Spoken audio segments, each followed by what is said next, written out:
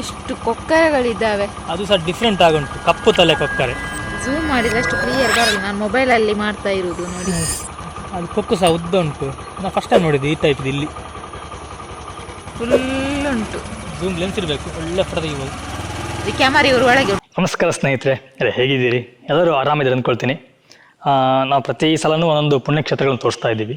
ಇವತ್ತು ಸಹ ಒಂದು ಪುಣ್ಯಕ್ಷೇತ್ರವನ್ನು ತೋರಿಸ್ತಾ ಇದ್ದೀನಿ. ಹೆಚ್ಚಾಗಿ ನಾವೇನಂತ ನಮ್ಮ ಸುತ್ತಮುತ್ತ ಹಲವಾರು ರೀತಿಯ ಅಂದರೆ ತುಂಬ ದೇವಸ್ಥಾನಗಳಿದ್ದಾವೆ, ತುಂಬ ಪುಣ್ಯಕ್ಷೇತ್ರಗಳಿದ್ದಾವೆ. ನಾವು ಇದನ್ನೆಲ್ಲ ಬಿಡ್ತೀವಿ, ತುಂಬ ದೂರ ದೂರ ಹೋಗ್ತೀವಿ. ಹಾಗಾಗಿ ನಮ್ಮ ಹತ್ತಿರದಲ್ಲಿರುವಂತಹ ಪುಣ್ಯಕ್ಷೇತ್ರಗಳನ್ನು ಸ್ವಲ್ಪ ನೋಡೋಣ, ಆಮೇಲೆ ದೂರದಲ್ಲಿ ಆಮೇಲೆ ನಿಮಗೆ ತೋರಿಸ್ತಾ ಹೋಗ್ತೀವಿ. ಇವತ್ತು ನಾನು ಬಂದಿರುವಂಥದ್ದು ವಾಮಂಜೂರಿನಲ್ಲಿರುವಂತಹ ಶ್ರೀ ಅಮೃತನಾಥೇಶ್ವರ ದೇವಸ್ಥಾನ. ತುಂಬ ಕಾರಣಿಕವಾದಂತಹ ಹಾಗೆ ತುಂಬ ಹೆಸರುವಾಸಿಯಾಗಿರುವಂಥ ದೇವಸ್ಥಾನ ಸಹ ಹೌದು. ತುಂಬ ಇಲ್ಲಿ ಹೆಚ್ಚಿನ ಗೊತ್ತಿಲ್ಲ, ಯಾಕಂತಂದರೆ ಇದು ಸ್ವಲ್ಪ ಒಳಗಡೆ ಇದೆ. ಮೈನ್ ರೋಡಿನ ಸ್ವಲ್ಪ ಒಳಗಡೆ ಇರೋದ್ರಿಂದ ರಿಕ್ಷಾದಲ್ಲಿ ಬರಬೇಕಾಗತ್ತೆ, ಅಥವಾ ವೆಹಿಕಲ್ ಇದ್ದರೆ ಬೈಕು ಕಾರ್ ಇದ್ದರೆ ನೀವು ಆರಾಮ್ಸೆ ಬರ್ಬೋದು. ಹಾಗೆ ಸ್ವಲ್ಪ ಜನ ಗೊತ್ತಿಲ್ಲ. ಇದನ್ನು ನಾನು ಇವತ್ತು ನಿಮಗೆ ತೋರಿಸುವ ಅಂತ ಹೇಳಿ ನಾವು ಇವತ್ತು ಈ ಪುಣ್ಯಕ್ಷೇತ್ರಕ್ಕೆ ಬಂದಿದ್ದೀವಿ.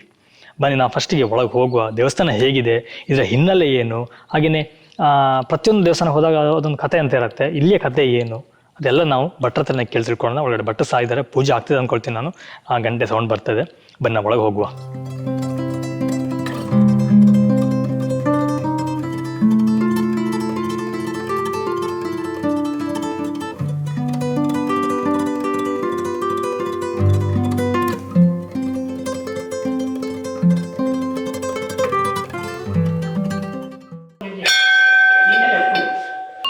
ನಾವೀಗ ದೇವಸ್ಥಾನ ಒಳಗೆ ಬಂದ್ವಿ.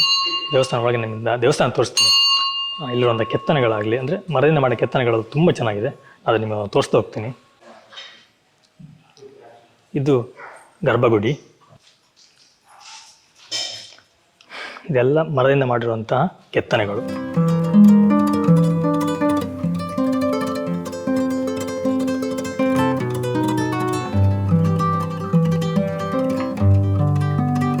ಇನ್ನೊಂದು, ಪ್ರತಿ ಯಾವುದೇ ಈಶ್ವರ ದೇವಸ್ಥಾನದಲ್ಲಿ ಒಂದು ವಿಶೇಷವಾದಂತಂದರೆ ನಾವು ಯಾವುದೇ ಕಾರಣಕ್ಕೂ ಒಂದು ರೌಂಡ್ ಆಗಿ ಸುತ್ತು ಬರಲಿಕ್ಕಿಲ್ಲ.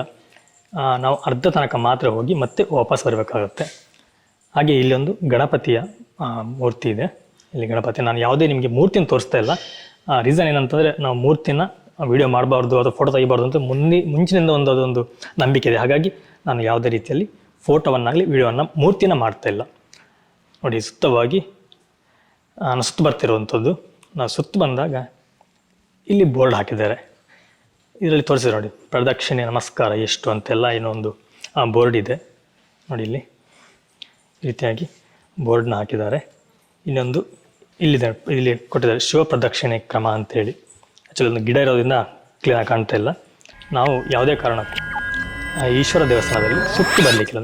ನಾವು ಒಂದು ಸುತ್ತು ಬರಲಿಕ್ಕಿಲ್ಲ, ಅರ್ಧ ಸುತ್ತನ್ನು ಬಂದು ನಾವು ಇಲ್ಲಿಂದನೇ ಪುನಃ ರಿವರ್ಸ್ ಹೋಗಬೇಕಾಗತ್ತೆ. ಈ ದೇವಸ್ಥಾನದ ಇನ್ನೊಂದು ವಿಶೇಷ ಅಂತಂದರೆ, ಈ ದೇವಸ್ಥಾನ ಬಂದು ಕೇರಳ ಶೈಲಿಯಲ್ಲಿ ಇದೆ ಅಂತೆ. ಹೌದು, ಯಾಕಂದರೆ ಈ ರೀತಿಯಾಗಿ ನಾನು ಇಲ್ಲೆಲ್ಲೂ ದೇವಸ್ಥಾನ ನೋಡಲಿಲ್ಲ. ಒಂದು ನಮ್ಮಲ್ಲಿ ಹೇಗೆ ಬರುತ್ತೆ ಈ ಚೌಕ ಬರುತ್ತೆ, ಬಟ್ ಇಲ್ಲಿ ಚೌಕಾಗಿ ಬಂದು ಈ ಪೋರ್ಷನ್ ಒಂದು ಎಕ್ಸ್ಟ್ರಾ ಇದೆ. ಬಟ್ ಈ ರೀತಿಯಾಗಿ ನಾನು ಸಹ ನೋಡಲಿಲ್ಲ. ಹಾಗೆ ಇದೊಂದು ನಮ್ಮ ಕೇರಳ ಮಾದರಿಯಲ್ಲಿ ಈ ದೇವಸ್ಥಾನವನ್ನು ಕಟ್ಟಲಾಗಿದೆ. 1000 ವರ್ಷಗಳ ಹಿಂದಿನ ಇತಿಹಾಸ ಇರುವಂಥ ದೇವಸ್ಥಾನ. ಕುಂಬ್ಳೆ ಮಾಯ್ಪಾಡಿ ಅರಸರು ಇಲ್ಲೇ ಹತ್ತಿರ ಇರುವಂಥ ಒಂದು ಉಳಾಯಿಬಿಟ್ಟು ಸಾಲೆ ಮಾಗಣವಿ ದೇವಸ್ಥಾನ, ಅಲ್ಲಿ ಅವ್ರದ್ದೇ ಅರಮನೆ ಎಲ್ಲ ಇರ್ತದೆ. ಅಲ್ಲಿ ನಿತ್ಯ ಅರಮನೆಯಿಂದ ದೇವಸ್ಥಾನಕ್ಕೆ ಬಂದು ತೀರ್ಥಪ್ರಸಾದ ಕೊಂಡು ಹೋಗುವಂಥ ಅವರ ಅಭ್ಯಾಸ.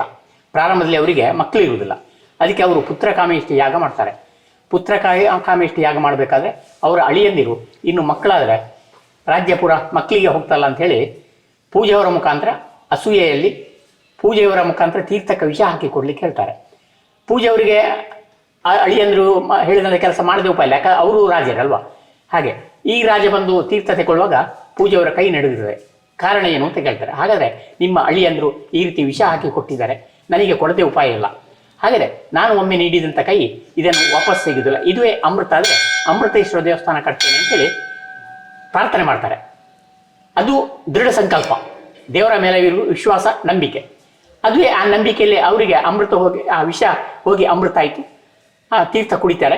ಅದರ ಮೇಲೆ ಅಮೃತೇಶ್ವರ ದೇವಸ್ಥಾನ ಅಂತ ಪ್ರಾರ್ಥನೆ ಮಾಡಿದ ಹಾಗೆ ಇಲ್ಲಿ ಅದಕ್ಕಿಂತ ಹಿಂದೆ ಅವರ ರಾಜಮನೆತನದ ರಾಜರಾಜೇಶ್ವರಿ ದೇವಸ್ಥಾನ ಇದ್ದಂಥ ಸ್ಥಳ ಇಲ್ಲಿ ಇತ್ತು. ಆದರೆ ಆ ದೇವಸ್ಥಾನ ಪೂರ್ತಿ ನೆಲಸಮ ಆಗಿತ್ತು. ಆದರೆ ದೇವಸ್ಥಾನ ಕಟ್ಟಲಿಕ್ಕೆ ಯೋಗ್ಯ ಸ್ಥಳ ಇದುವೆ ಅಂತ ಹೇಳಿ ಇಲ್ಲಿ ಈಶ್ವರ ದೇವಸ್ಥಾನ ಕಟ್ಟಿ ಇದನ್ನು ಮಾಗಣೆ ದೇವಸ್ಥಾನ ಅಂತ ಡಿಕ್ಲೇರ್ ಮಾಡ್ತಾರೆ. ಮಾಗಣ ದೇವಸ್ಥಾನ ಅಂದರೆ ಹಿಂದಿನ 9 ಗ್ರಾಮ, ಈಗಿನ 1 ಗ್ರಾಮ ಅಂದರೆ 3-4 ಗ್ರಾಮ ಆಗ್ತದೆ. ಹೆಚ್ಚು ಕಡಿಮೆ 30 ಕಿಲೋಮೀಟರ್ನ ಸರೌಂಡ್ ಇರುವಂಥ ಈ ದೇವಸ್ಥಾನ.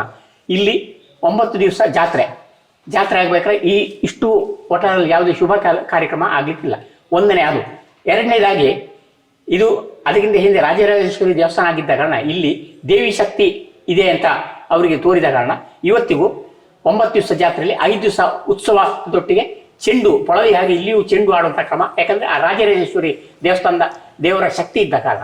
ಅಲ್ಲದೆ ನವರಾತ್ರಿ ಟೈಮಲ್ಲಿ 1 ದಿವಸ ದುರ್ಗಾ ನಮಸ್ಕಾರ ಆಗೋಗ್ಬೇಕು ಅಂತೇಳಿ ನಮಗೆ ಪ್ರಶ್ನೆಯಲ್ಲಿಯೂ ತೋರಿ ಬಂದಿದೆ. ಅಲ್ಲದೆ ಇದನ್ನು ಮಾಗಣ ದೇವಸ್ಥಾನ ಅಂತ ಮಾಡಿ 5 ಮುಖ್ಯ ಗುತ್ತು ಮನೆತನಗಳನ್ನು ಇದಕ್ಕೆ ನಿರ್ಧಾರ ಮಾಡ್ತಾರೆ. ಒಂದನೇದಾಗಿ ತಿರುವೈಲು ಗುತ್ತು, ಬಣ್ಣಂತಿಲ ಗುತ್ತು, ಪಡುವು ಗುತ್ತು, ಮತ್ತೆ ಪೆರ್ಮೆಂಕಿ ಗುತ್ತು, ಉಳಾಯಿಬೆಟ್ಟು ಗುತ್ತು, ಹೀಗೆ 5 ಗುತ್ತು ಮನೆತನಗಳನ್ನು ಪ್ರಮುಖವಾಗಿ ಇದಕ್ಕೆ ಇದು ಮಾಡಿ, ಅಲ್ಲದೆ ಚೆಂಡು ಹಾಕುವಂಥ ಸೇನೆಯರು ಅಂದರೆ ಆ ರಾಜನ ಮುಖ್ಯ ಸೇನಾಧಿಪತ್ಯವನ್ನು ಇದು ಮಾಡುವಂಥ ಸೇನೆಯರು ಅಂತ ಹೇಳ್ತಾರೆ, ಲೆಕ್ಕಪತ್ರವನ್ನು ನೋಡುವರು. ಅವರು ಇಲ್ಲಿ ಹತ್ತಿರದ ತಿರುವೈಲು ಗ್ರಾಮದ ದೇವಸ್ಥಾನದ ಪೂಜೆಯವರು. ಅವರಿಗೆ ಆ ದೇವಸ್ಥಾನದ ಪೂಜೆಯ ಜವಾಬ್ದಾರಿ ಕೊಟ್ಟು ಇಲ್ಲಿ ಚೆಂಡು ಹಾಕುವ ಟೈಮಿಗೆ ಅವರನ್ನೇ ಕರೆದು ಆ ಸೇನಾಧಿಪತ್ಯ ಅವರು ಚೆಂಡು ಹಾಕುವ ಕ್ರಮ, ಆ ವಾಡಿಕೆ ಇವತ್ತಿಗೂ ನಡೀತಾ ಬಂದಿದೆ. ಅಲ್ಲದೆ ಪ್ರಾರ್ಥನೆಗೋಸ್ಕರ ಇಲ್ಲಿ ದೇವರು ಪ್ರತಿಷ್ಠೆ ಆದ ಕಾರಣ ಇವತ್ತಿಗೂ ಪ್ರಾರ್ಥನೆಗೆ ಭಾರಿ ಮಹತ್ವ. ಎರಡನೇದಾಗಿ ಇವತ್ತಿಗೂ 1000 ಗಟ್ಟಲೆ ಇಲ್ಲಿ ಉತ್ಸವಕ್ಕೆ ಜನ ಬರ್ತಾರೆ. ಪೊಲೀಸ್ ಬರುವಂಥ ವ್ಯವಸ್ಥೆ ಇಲ್ಲ. ಯಾಕಂದ್ರೆ ಪ್ರತಿಯೊಬ್ಬರಿಗೂ ಇಲ್ಲಿ ಸ್ವಲ್ಪ ಗಟ್ಟಿ ಸ್ವರದಲ್ಲಿ ಮಾತಾಡಿದ್ರೆ ಅವ ಇನ್ನೊಂದು ವರ್ಷಕ್ಕೆ ಅವ ಇಲ್ಲ ಅಂತ ಹೇಳುವಂಥದ್ದು ಪ್ರತಿಯೊಬ್ಬರಿಗೂ ಗೊತ್ತಾಗಿದೆ. ಹಾಗಾಗಿ ಇವತ್ತಿಗೂ 1000 ಗಟ್ಟಲೆ ಜನ ಬಂದರೂ ಪೊಲೀಸ್ ಬರುವಂಥ ಕ್ರಮ ಇಲ್ಲ. 1280ನೇ ಇಸ್ವಿಯಲ್ಲಿ ಅದು ಕಲ್ಲಿನ ಶಾಸನವಿದೆ. ಪದ್ಮಲಾದೇವಿ ಹೇಳುವರು, ಸಾಲೆತ್ತೂರು ಪದ್ಮಲಾದೇವಿ ಹೇಳುವವರು ಅವರಿಗೆ ಅಲ್ಲಿ ಪ್ರಶ್ನೆಯಲ್ಲಿ ತೋರಿದ ಹಾಗೆ ಅವರಿಗೆ ಅವರ ಮಕ್ಕಳ ಸಂತಾನ ಪ್ರಾಪ್ತಿಗಾಗಿ ಈ ದೇವಸ್ಥಾನಕ್ಕೆ ಬಂದು ಇಲ್ಲಿ ಪ್ರಾರ್ಥನೆ ಮಾಡಬೇಕು ಅಂತ ಅವರಿಗೆ ತೋರಿ ಬಂತು. ಈ ದೇವಸ್ಥಾನಕ್ಕೆ ಬಂದು ಇದನ್ನು ಇಲ್ಲಿಯ ವ್ಯವಸ್ಥೆಯನ್ನು ನೋಡಿ ಬಹಳ ಸಂತೋಷ ಆಗಿ, ಅಲ್ಲದೆ ಅವರಿಗೆ ಪ್ರಾರ್ಥನೆಯ ಈ ಸ್ಥಳದ ಮಹತ್ವ ತಿಳಿದು ನಿತ್ಯ 12 ಜನ ಬ್ರಾಹ್ಮಣರಿಗೆ ದಾನ ದಕ್ಷಿಣೆ ಊಟ ಇದರ ವ್ಯವಸ್ಥೆಗಾಗಿ ಅವರ ಸ್ವಂತ ಒಂದು ಗ್ರಾಮವನ್ನು ಮತ್ತೆ ಒಂದು ತೋಟವನ್ನು ಬಿಟ್ಟು ಹೋಗಿರ್ತಾರೆ ಅಂತೇಳಿ ಅದು ಕಲ್ಲಿನ ಶಾಸನದಲ್ಲೇ ಇದೆ. ನಾವೀಗ ಆ ಶಾಸನ ನೋಡ್ಬೋದು. ಇದು ಎಷ್ಟು ವರ್ಷಗಳ ಹಿಂದಿನ ದೇವಸ್ಥಾನ ಅಂತ? 1000 ವರ್ಷಗಳ ಹಿಂದಿನ ದೇವಸ್ಥಾನ. ಅದು 1287ನೇ ಇಸ್ವಿಯಲ್ಲಿ ಅವರು ಬಂದಿದ್ದಾರೆ ದೇವಸ್ಥಾನ ನೋಡ್ಲಿಕ್ಕೆ. ಇದು 1000 ವರ್ಷಗಳ ಹಿಂದಿನ ಅದು ನಮ್ಮ ಇವರು ಯಾರು ಕುಂಬಳೆ ಮಾಯ್ಪಾಡಿ ಅರಸರು ಅದರ ಶಾಸನಗಳೆಲ್ಲ ಇವತ್ತಿಗೂ ಇದೆ. ಆದರೆ ಅವರ ಒಂದು ವೈಯಕ್ತಿಕ ಅಲ್ಲಿಯ ದೇವಸ್ಥಾನದ ಇದರಿಂದಾಗಿ ಕೋರ್ಟಲ್ಲಿ ಇದ್ದ ಕಾರಣ ಈಗ ನಮಗೆ ತಾಳೆಗರಿ ಯಾವುದು ನಮ್ಗೆ ಈಗ ಸಿಕ್ಕುದಿಲ್ಲ, ಅದು ಕೋರ್ಟಲ್ಲಿದೆ. ಅದರ ನಂತರ ಕೊಡ್ತೇನೆ ಅಂತ ಹೇಳಿದ್ದಾರೆ. ಇವತ್ತಿಗೆ ಏನಾದರೂ ಇಲ್ಲಿ ವಿಶೇಷ ಕಾರ್ಯಕ್ರಮ ಆಗ್ಬೇಕಾದ್ರೆ ಅವರನ್ನು ಕರೆಯುವಂತ ರೂಢಿಯೂ ಇದೆ. ಇಲ್ಲಿಗೂ ಅಷ್ಟೇ ಮಾಗಣ ವಿದ್ಯಾಸ್ಥಾನದಲ್ಲಿ. ಆದ್ರೆ ನಂತರ ಏನ್ ಮಾಡ್ತಾರೆ ಅಂದ್ರೆ ಅವರು ಎಷ್ಟಾದ್ರೂ ಅಳಿಯಂದ್ರು ಈ ರೀತಿ ಮಾಡಿದ್ದಾರೆ ಅಂತ ಬೇಸರದಲ್ಲಿ ಇಲ್ಲಿ ಎಲ್ಲವನ್ನು ಬಿಟ್ಟು ಅವರ ಊರಿಗೆ ಹೋಗ್ತಾರೆ, ಕುಂಬಳೆಗೆ ಹೋಗ್ತಾರೆ. ನೀವು ಯಾವಾಗ ಜಾತ್ರೆ ಆಗುತ್ತಂತ ಯಾವ ಸಮಯದಲ್ಲಿ ಜಾತ್ರೆ? ವಿಷು ಸಂಕ್ರಮಣ ಅಂದ್ರೆ ಏಪ್ರಿಲ್ 13 ತಾರೀಕು ಅಥವಾ 14 ತಾರೀಕಿನ ದಿವಸ 9 ದಿವಸ ಜಾತ್ರೆ ಆಗುತ್ತೆ. ಈಗ ಯಾರು ಭಕ್ತಾದಿಗಳು ಬರೋದು ಯಾವ ಸಮಯದಲ್ಲಿ ಬಂದ್ರೆ ಒಳ್ಳೇದಂತ ಹೇಳ್ತೀರಿ? ಒಂದನೇದಾಗಿ ಧನುರ್ಮಾಸದಲ್ಲಿ ಈಶ್ವರನಿಗೆ ವಿಶೇಷ ಧನುರ್ಮಾಸ ಅಂದ್ರೆ ಡಿಸೆಂಬರ್ 17 ತಾರೀಕಿನಿಂದ ಜನವರಿ 14ರವರೆಗಿನ ಅದು ನಿತ್ಯ ಬೆಳಿಗ್ಗೆ ವಿಶೇಷವಾಗಿ ಒಂದು ಧನು ಪೂಜೆ ಅಂತ ಆಗುವ ಕ್ರಮ ಉಂಟು. ಮಧ್ಯಾಹ್ನ 1 ತಿಂಗಳು ಸಮಾರಾಧನೆ ಇದೆ ಧನು ತಿಂಗಳಲ್ಲಿ. ಮತ್ತೆ ಪ್ರತಿ ಸೋಮವಾರ ಯಾವತ್ತೂ ಇದೆ, ಪ್ರತಿ ಸೋಮವಾರ ಸಂಕ್ರಮಣ. ಆದರೆ ಧನುರ್ಮಾಸದಲ್ಲಿ 1 ತಿಂಗಳು ಮಧ್ಯಾಹ್ನ ಸಮಾರಾಧನೆ ವಿಶೇಷವಾಗಿ, ಮತ್ತೆ ಏಪ್ರಿಲ್ ತಿಂಗಳಲ್ಲಿ 1 ತಿಂಗಳು ವಿಶೇಷವಾದ ಸಮಾರಾಧನೆ ಹಾಗೆ ಇದೆ. ದಿನದ 3 ದಿನ 3 ಸಮಯ ಪೂಜೆ ಆಗುತ್ತೆ. 3 ಹೊತ್ತು ಪೂಜೆ ಇರ್ತದೆ.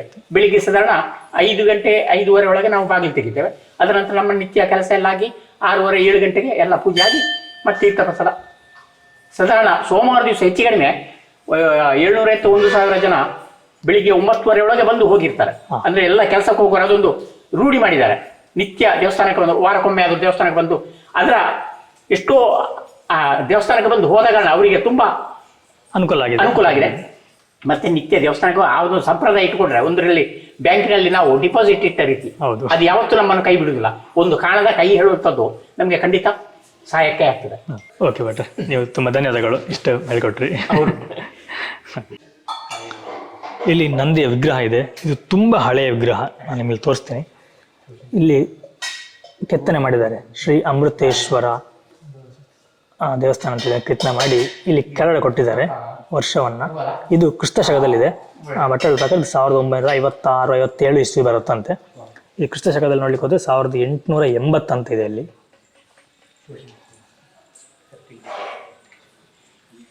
ಇನ್ನೊಂದು ಇಲ್ಲಿ ವಿಶೇಷ ಅಂತಂದರೆ ನಾವು ಪ್ರತಿಯೊಂದು ದಿವಸ ಹೋಗಿ ನೋಡ್ತೀವಿ, ಇಲ್ಲಿ ಕನ್ನಡಿ ಇಟ್ಟಿರ್ತಾರೆ. ಬಟ್ ಈ ಕನ್ನಡಿ ಯಾಕೆ ಅಂತ ನಮ್ಗೆ ಗೊತ್ತಿರಲಿಲ್ಲ.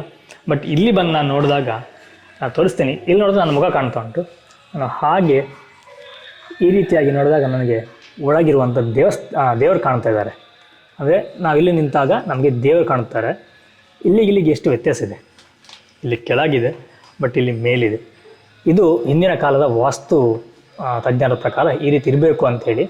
ಅಂದರೆ ಒಂದು ದೈವದ ಕಲೆ ಹೊರಗೆ ಹೋಗ್ಬಾರ್ದು, ದೇವರ ಕಲೆ ಹೊರಗೆ ಹೋಗ್ಬಾರ್ದು ಅನ್ನೋದು ಒಂದು ದೃಷ್ಟಿಕೋನದಿಂದ ಈ ರೀತಿಯಾಗಿ ಮಾಡಿರ್ತಾರೆ. ಆ್ಯಕ್ಚುಲಿ ಇಲ್ಲಿರುವಂಥದ್ದು ಹಳೆಯ ಶಾಸನ. ಅವ್ರು ಏನಾಗಿ ಹೇಳಿದ್ರು ಆ ಶಾಸನ ಇಲ್ಲಿ ಇದೆ ನೋಡಿ. ಇದು ಆ್ಯಕ್ಚುಲಿ ನಮ್ಗೆ ಕ್ಲೀನಾಗಿ ಗೊತ್ತಾಗ್ತಾ ಇಲ್ಲ, ಯಾಕಂದರೆ ಇದು ಹಳೆ ಕನ್ನಡದಲ್ಲಿ ಏನಿದೆ ಇದನ್ನು ತಾತ್ಪರ್ಯವನ್ನು ಇಲ್ಲಿ ಬರೆದಿದ್ದಾರೆ. ಅಂದರೆ ಅರ್ಥ ಏನು ಅಂತ ಕನ್ನಡದಲ್ಲಿ ಇಲ್ಲಿ ಬರೆದಿದ್ದಾರೆ. ನಾನು ಝೂಮ್ ಹಾಕಿರ್ತೇನೆ ನೋಡಿ. ಅದ್ರ ಬಗ್ಗೆ ಎಲ್ಲ ಸಂಪೂರ್ಣವಾಗಿ ಇಲ್ಲಿ ಬರೆದಿದ್ದಾರೆ. ಈ ರೀತಿಯಾಗಿದೆ. ಇದು ಮಂಟಪ, ವಸಂತ ಮಂಟಪ. ಇದು ವಸಂತ ಮಂಟಪ ಅಂತೆ. ಹೌದು, ವಸಂತ ಮಂಟಪ ಇಲ್ಲಿ ಹಾಕಿದ್ದಾರೆ. ಇದು ಸಂಪೂರ್ಣವಾಗಿ ಒಂದು ದೇವಸ್ಥಾನದ ಚಿತ್ರಣ.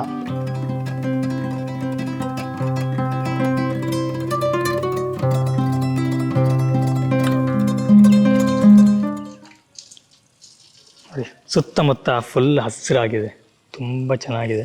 ಅಲ್ಲೆಲ್ಲ ಕೃಷಿ ಕಾರ್ಯಗಳು ನಡೀತಾ ಇದೆ. ಏನೋ ಗೊಬ್ಬರ ಏನೋ ಹಾಕ್ತಿದ್ದಾರೆ ಗದ್ದೆಯಲ್ಲಿ. ಸುತ್ತವಾಗಲೂ ತುಂಬ ಚೆನ್ನಾಗಿ ಹಸಿರಾಗಿ.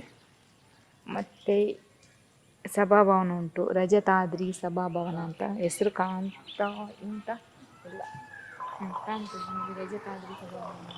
ಸ್ನೇಹಿತರೆ, ಹಾಗೆ ಇನ್ನು ನೋಡಿ ಇಲ್ಲಿ ಕೆರೆ ಇದೆ. ನಾವು ಜಸ್ಟು ದೇವಸ್ಥಾನದಿಂದ ಹೀಗೆ ಬರುವಾಗಲೇ ಒಂದು ಕೆರೆ ಸಿಗುತ್ತೆ ಈ ದಾರಿಯಲ್ಲಿ. ಈ ಕೆರೆ ಅಂತಂದರೆ ಇದರಲ್ಲಿ ಮೀನುಗಳಿದ್ದಾವೆ ನೋಡಿ. ಎಷ್ಟು ಮೀನು, ದೊಡ್ಡ ಮೀನುಗಳಿದ್ದಾವೆ.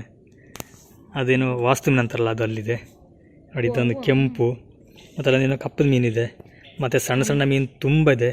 ಇನ್ನೊಂದು ಏನಂತಂದರೆ ನಿಮ್ಗೆ ಅಲ್ಲಿ ಕ್ಲೀನ್ ಕಾಣ್ತಿದೆ ಗೊತ್ತಿಲ್ಲ ನೋಡಿ, ಇಲ್ಲಿ ಆಮೆ ಬರ್ತಾ ಉಂಟು. ಒಂದು ಅಲ್ಲಿದೆ, ಇನ್ನೂ ಒಟ್ಟು 3 ಇತ್ತು. 3ರಲ್ಲಿ ನೋಡಿ ಅಲ್ಲಿ ಒಂದಿದೆ, ಇನ್ನೂ ಒಂದು ಹಾಂ ಇನ್ನೂ ಒಂದಿದೆ, ಅದೆಲ್ಲೋ ಸೈಡ್ ಕೂತಿರ್ಬೋದು. 3 ಏನೋ ಇಲ್ಲಿ ಆಮೆ ಇದೆ ನೋಡಿ. ಎಷ್ಟು ಚೆನ್ನಾಗಿ ನೋಡಿ. ಆಮೆ ಇಲ್ಲಿಗೆ ಬಂತು, ನೀವು ನೋಡಲಿ ಅಂಥೇಳಿ ಇಲ್ಲಿಗೆ ಹತ್ತಿರಕ್ಕೆ ಬಂದಿದೆ ನೋಡಿ. ತುಂಬ ಚೆನ್ನಾಗಿದೆ ನೋಡಿ. ಆಮೆ ಈಜು ನೋಡಿ ಹೇಗೆ ಅಂತ. ಇದು ಮಳೆ ಬಂದಾಗ ನೀರು ಇಲ್ಲಿ ತನಕ ಬರುತ್ತಂತೆ ಫುಲ್ಲಾಗಿ. ಎಷ್ಟು ಚೆನ್ನಾಗಿದೆ. ಏನು ದೊಡ್ಡದೇನು ಇದಲ್ಲ, ಸಣ್ಣದು, ತುಂಬ ಚೆನ್ನಾಗಿದೆ. ಕ್ಲೀನ್ ಇದೆ ಮಾತ್ರ ನೀರೆಲ್ಲ. ಮೀನು ತುಂಬ ಇದೆ ಆಯಿತಾ. ಅಲ್ಲಿ ನೋಡಬೇಕು, ಅಲ್ಲಿ ಒಂದು 2 ಮೀನು, ಅಲ್ಲಿ ದೊಡ್ಡ ಮೀನು ಅಲ್ಲಿದ್ದಾವೆ ನೋಡಿ. ಬಟ್ ನಾನೀಗ ಮೊಬೈಲಲ್ಲಿ ಮಾಡ್ತಿದ್ದೀನಿ, ಯಾಕಂದ್ರೆ ನಾನು ಕ್ಯಾಮ್ರೆಲ್ಲ ಒಳಗಿಟ್ಟಾದ ನಂತರ ನನಗೆ ನೆನಪಾಯಿತು ಇಲ್ಲೊಂದು ಕೆರೆ ಇದೆ ಅನ್ನೋದು. ತುಂಬ ಚೆನ್ನಾಗಿದೆ. ನಾವು ಹೀಗೆ ಮೊಬೈಲಲ್ಲಿ ಅಷ್ಟು ಕ್ಲೀನ್ ಕಾಣಲ್ಲ, ಯಾಕಂದರೆ ಆ ಲೈಟ್ ರಿಫ್ಲೆಕ್ಷನ್ ಆಗುತ್ತೆ, ಆಗ ಎಷ್ಟು ಚೆನ್ನಾಗಿ ಕಾಣಲ್ಲ. ಹೀಗೆ ನೋಡಬೇಕು ಕಣ್ಣಿಂದ, ತುಂಬ ಚೆನ್ನಾಗಿ ಅನಿಸುತ್ತೆ. ಆ ಸಣ್ಣ ಸಣ್ಣ ಮೀನು ಸಹ ಹಾಗೆ ಡಿಸೈನ್ ಆಗಿದೆ, ಸೂಪರ್ ಆಗಿದೆ. ಓಕೆ, ಇವಳು ಹೋಗೋಣ ಅಂತಿದ್ದಾಳೆ. ಕಾರಣ ಇಷ್ಟೇ, ಮಗನ ಬಿಟ್ಟು ಬಂದಿದ್ದಾಳೆ ಮಲಗಿಸಿ. ನಾವು ಇವತ್ತು ಪ್ಲ್ಯಾನ್ ನಿನ್ನೆ ಮಾಡಿದ್ವಿ ಬರಬೇಕು ಅಂಥೇಳಿ. ಇಲ್ಲಿ ಒಂದು ನಾಗಂದು ಇದೆ, ನಾಗನ ಕಟ್ಟೆ. ಸ್ನೇಹಿತರೆ ನೋಡಿದ್ರಲ್ಲ, ಇದಿಷ್ಟು ಶ್ರೀ ಕ್ಷೇತ್ರ ವಾಮಂಜೂರು ಶ್ರೀ ಅಮೃತೇಶ್ವರ ದೇವಸ್ಥಾನದ ಒಂದು ವಿಶೇಷತೆ ಆಗಿತ್ತು. ನಿಮ್ಗೆ ಸಹ ಇಷ್ಟ ಆಗಿದೆ ಅಂದ್ಕೊಳ್ತೀನಿ. ನಾವು ಸುಮ್ಮದಲ್ಲಿ ಬಂದಿದ್ದೀವಿ. ನನಗೆ ಕೆಲವೊಂದು ವಿಷಯ ಗೊತ್ತೇ ಇರಲಿಲ್ಲ, ಅದು ಗ್ಲಾಸ್ ಎಲ್ಲ ಯಾಕೆ ಇಟ್ಟಿದ್ದಾರೆ ಅಂತ. ನನಗೆ ಕನ್ನಡಿ ಇಟ್ಟದ್ದು ಯಾಕೆ ಅಂತ ನನಗೆ ಸತ್ಯವಾಗ್ಲೂ ಗೊತ್ತಿರಲಿಲ್ಲ. ಇವತ್ತು ಇಲ್ಲಿ ಭಟ್ರು ಬಂದು ಹೇಳಿದಾಗಲೇ ಗೊತ್ತಾಯಿತು, ಇದು ಹೀಗೆ ಇಟ್ಟದು ಅಂತ. ನಾವು ಏನೋ ಇಟ್ಟಿದ್ದಾರೆ ಅಂತ ಎಣಿಸಿದ್ವಿ, ಇವತ್ತು ಕರೆಕ್ಟಾಗಿ ಗೊತ್ತಾಯಿತು ಯಾಕೆ ಇಟ್ಟದು ಏನು ಅಂತ. ಮತ್ತು ಇಲ್ಲಿ ತುಂಬ ಖುಷಿಯಾಗಿದೆ, ನಿಶಬ್ದವಾಗಿ ಉಂಟು, ತುಂಬ ಪ್ರಶಾಂತವಾಗಿ, ತುಂಬ ಚೆನ್ನಾಗಿದೆ ದೇವಸ್ಥಾನ. ಒಮ್ಮೆ ಎಲ್ಲರೂ ಭೇಟಿ ಮಾಡಿ, ಯಾರೆಲ್ಲ ವೀಡಿಯೋ ನೋಡಿದ್ರು ಎಲ್ಲರೊಮ್ಮೆ ಬಂದು ನೋಡಿ, ಹತ್ತಿರ ಇದ್ದವರು ಬಂದು ಒಮ್ಮೆ ನೋಡಿ ದೇವ್ರ ದರ್ಶನ ಪಡ್ಕೊಳ್ಳಿ. ನಾವು ಪ್ರತಿ ದೇವಸ್ಥಾನ ಹೋದ ನೋಡ್ತಿದ್ವಿ ಆ ಕನ್ನಡಿನ. ನಾವು ಅಂದ್ಕೊಂಡಿದ್ವಿ ಮೋಸ್ಟ್ಲಿ ನಾವು ಹೊರಗೆ ಬರುವಾಗ ನಮ್ಮ ಮುಖ ನೋಡ್ಕೊಳ್ಳಿ ಅಂತನೋ ಅಥವಾ ಬೇರೆ ಏನೋ ರೀಸನ್ ಇಟ್ಟಿರೋ ಅಂದ್ಕೊಂಡಿದ್ವಿ. ಬಟ್ ಇವತ್ತು ಗೊತ್ತು ಅಲ್ಲಿ ಇಟ್ಟಿರೋ ರೀಸನ್ ಏನು ಅನ್ನೋದು. ನಿಜವಾಗ್ಲೂ ತುಂಬ ಒಂದು ವಿಶೇಷ ಅಂತ ಅನಿಸ್ತು ನನಗೆ. ಅದನ್ನು ನೋಡಿ ತುಂಬ ಚೆನ್ನಾಗಿದೆ. ದೇವಸ್ಥಾನ ಸಹ ತುಂಬ ಚೆನ್ನಾಗಿದೆ ಅವಳು ಹೇಳಿದ ಹಾಗೆ. ಒಮ್ಮೆ ಎಲ್ಲರೂ ಬಂದು ದೇವರ ದರ್ಶನ ಮಾಡಿ. ಇವತ್ತಿನ ವಿಡಿಯೋನ ನಾವು ಇಲ್ಲಿಗೆ ಕೊನೆಗೊಳಿಸೋಣ.